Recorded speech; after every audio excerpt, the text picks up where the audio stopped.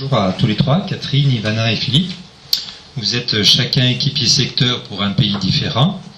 Catherine pour Madagascar, Ivana pour l'Éthiopie et Philippe pour le Liban.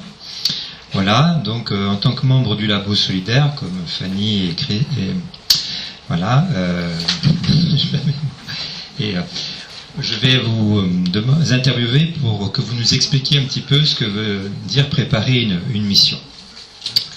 Voilà, alors on va commencer par toi, Philippe. Hein, tu t'es présenté ce matin, alors je ne vais pas te demander de te représenter. Hein. Tu connais suffisamment bien le Liban et nos partenaires là-bas pour qu'on puisse t'écouter et nous expliquer la phase amont d'une mission, à savoir la collecte des informations. Qu'est-ce que tu peux nous dire à ce sujet ? Alors avant de partir en mission, il est important que l'équipe puisse se retrouver en présentiel et parfois la chose la plus compliquée c'est de trouver une date commune parce qu'on peut venir des quatre coins de France. Une mission s'inscrit souvent au cœur d'une année, voire un peu plus qu'une année, et très régulièrement, nous sommes en lien avec les partenaires, évidemment, au fil des semaines et des mois. Nous sommes toujours en alerte sur l'actualité du pays. La communication avec les partenaires est constante au fil de l'année et nous essayons de connaître au mieux leurs projets, leurs demandes, leurs besoins.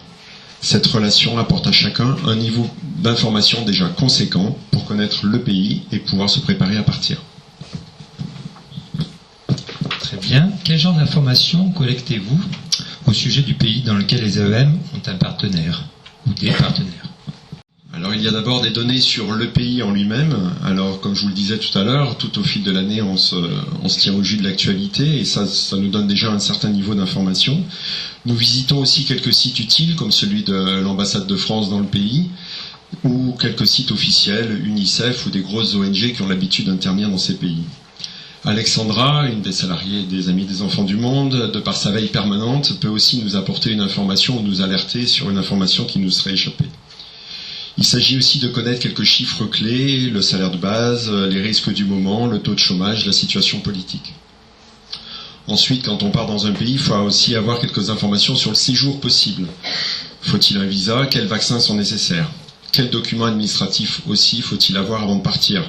Nous sommes partis par exemple dernièrement en 2022 à la fin de la crise Covid et il était important de savoir s'il fallait un test PCR ou une vaccination. Vous avez besoin d'informations sur nos partenaires locaux. Lesquels ? Et comment est-ce que vous les obtenez ? Sous quelle forme ? Alors effectivement, avant une mission, c'est l'occasion d'avoir un lien encore un peu plus étroit avec les partenaires pour préparer la mission et leur réclamer quelques informations qui nous aideront dans cette préparation de mission. Je pense évidemment à des éléments comptables, des bilans de l'année N-1, le nombre d'enfants bénéficiaires, toutes sortes de choses, compte de résultats et compagnie que nous pourrons étudier avant et pouvoir interroger et discuter avec nos partenaires de ces documents quand nous serons sur place. Nous allons aussi tenter d'avoir un planning qu'il sera à faire avec eux. Si on veut rencontrer un partenaire spécifique ou une personnalité, par exemple, il est important pour eux qu'ils puissent le savoir avant pour organiser une visite dédiée à cette rencontre. Pareil pour les personnes, les bénéficiaires, si on veut visiter une classe, une école ou bien des familles, il est important que nos partenaires le sachent et qu'ils puissent l'anticiper. Alors, Gemma en a parlé tout à l'heure, mais je suppose que vous avez une communication avec les partenaires qui est un petit peu directe. Alors, comme tu l'as dit, je suis membre du secteur Liban. Avec le Liban, nous avons deux chances. La première, c'est que nos partenaires sont francophones, même si leur langue quotidienne est l'arabe, et c'est pas toujours simple de comprendre avec eux, de se parler, mais ils pratiquent le français, ce qui nous aide beaucoup, et puis nous avons peu d'heures de décalage horaire.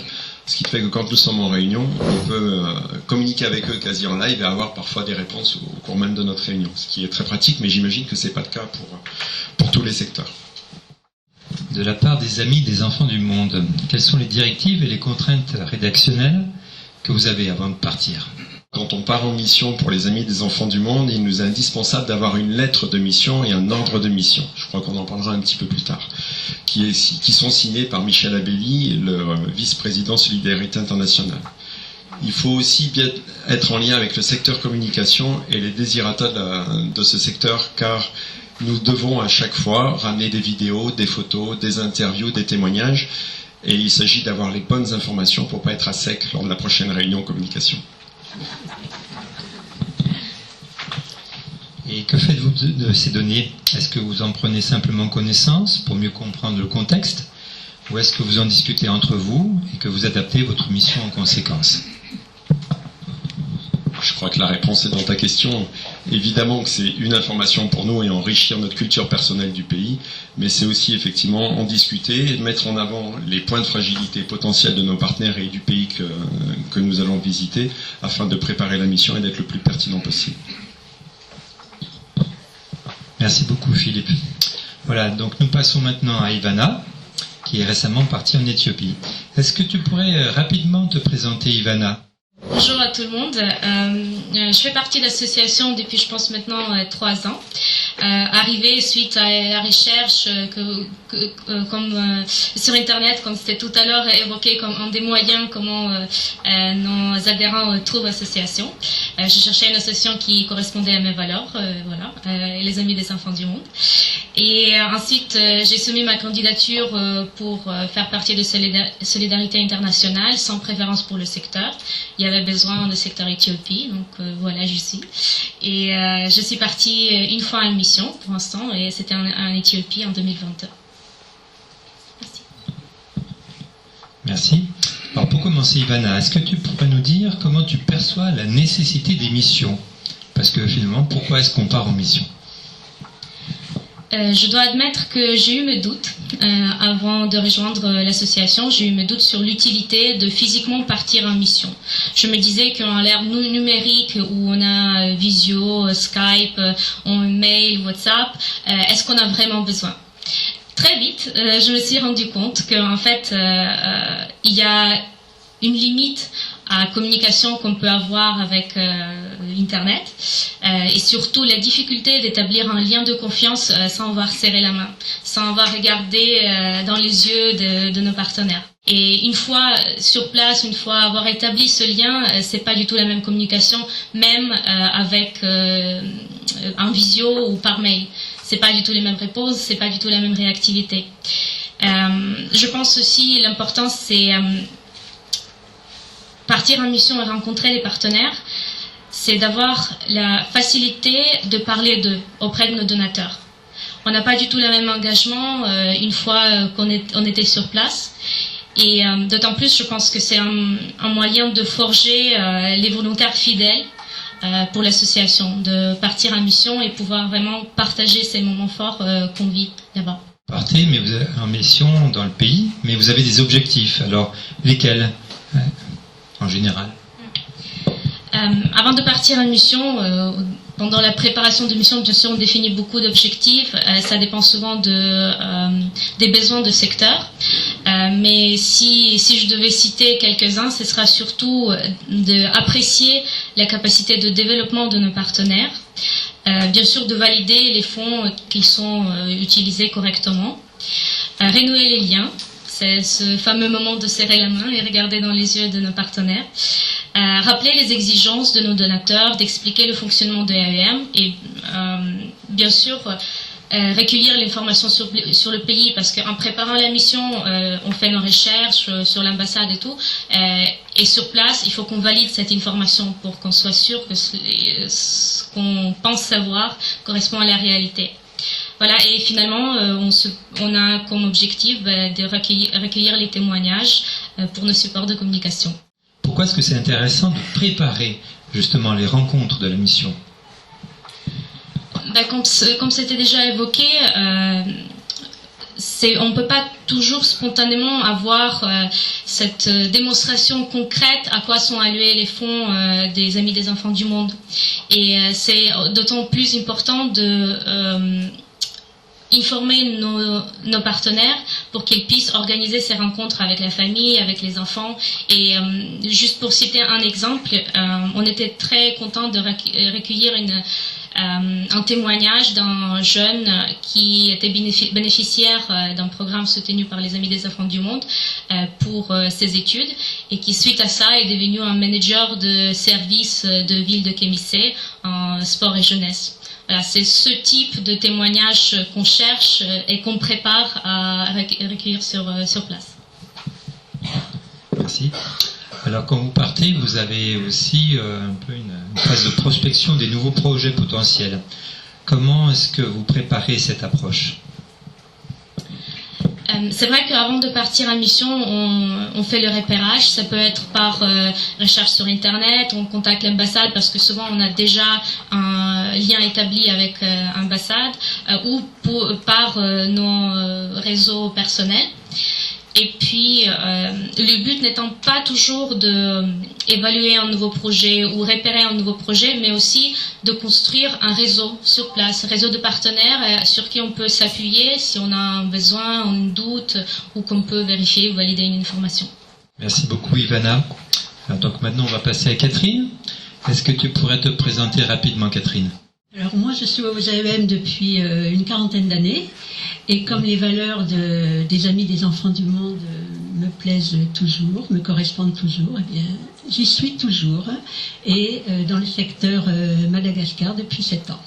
Alors Catherine, tu vas nous expliquer un petit peu cette fois-ci comment s'organise matériellement la préparation de la mission.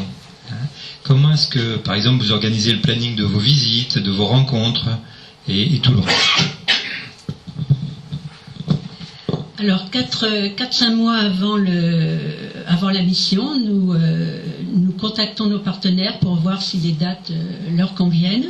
Et quand ils nous ont répondu, eh bien, nous commençons par réserver hôtel et avion, ce qui est quand même le plus important pour pouvoir partir. Dans un deuxième temps, nous nous retrouvons en équipe une nouvelle fois et là nous déterminons ce que nous voulons savoir, les gens que nous voulons rencontrer.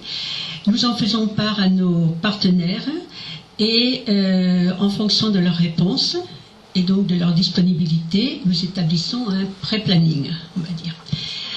Et donc il y a une sorte d'aller-retour entre les partenaires et nous-mêmes pour établir ce pré-planning. Et ensuite nous intégrons à l'intérieur de ce pré-planning deux ou trois visites supplémentaires que nous organisons bien entendu avant. Par exemple, la dernière fois que nous sommes partis à Madagascar, nous avons intégré la visite nous sommes allés voir une artisane. Et nous avons rencontré également une association avec laquelle pour laquelle nous préparons éventuellement un projet de partenariat. Voilà. Peut-être que je précise ce qui nous reste encore à faire après. Donc nous avons des formalités administratives après à régler. Nous réglons donc ce dont tu parlais tout à l'heure, les visas, non les visas c'est sur place, mais l'ordre de mission et la lettre de mission. Alors peut-être une petite précision sur ces deux documents. L'ordre de mission c'est une formalité purement administrative, c'est-à-dire que les Amis des Enfants du Monde nous missionnent pour partir, alors que la lettre de mission, pour moi, je crois pour l'équipe, c'est une forme de contrat que nous passons avec les Amis des Enfants du Monde. Nous nous engageons par cette lettre à réaliser certaines choses, et c'est là-dessus que nous rendrons des comptes à notre retour de mission. Voilà. Donc ça, je crois que c'est un moment important. Et que vous avez besoin d'emporter des documents de travail particuliers. Lesquels ? Nous emportons, oui, pas mal de documentation, en particulier de la documentation Amis des Enfants du Monde, c'est-à-dire le toit. Parce que nos partenaires aiment voir ce que nous faisons comme communication. Et je dois dire aussi qu'ils apprécient de se voir dans les documents que nous apportons. Alors nous apportons cette documentation à la fois pour nos partenaires, mais également pour les gens que nous sommes susceptibles de rencontrer sur place. Alors ça, ce sont des documents, et puis nous apportons bien sûr de quoi travailler, des cahiers, des stylos, des téléphones, des ordinateurs. Enfin. Quelles sont les compétences à maîtriser ou à développer pour préparer un départ ? Est-ce qu'il faut justement parler des langues étrangères ? Dis-nous-en un peu plus. Alors, sur le plan des langues, je crois qu'il vaut mieux quand même connaître ou le français, ou l'anglais, ou l'espagnol, selon le pays dans lequel nous nous rendons. Mais nos partenaires sont là. Ils nous servent de traducteurs.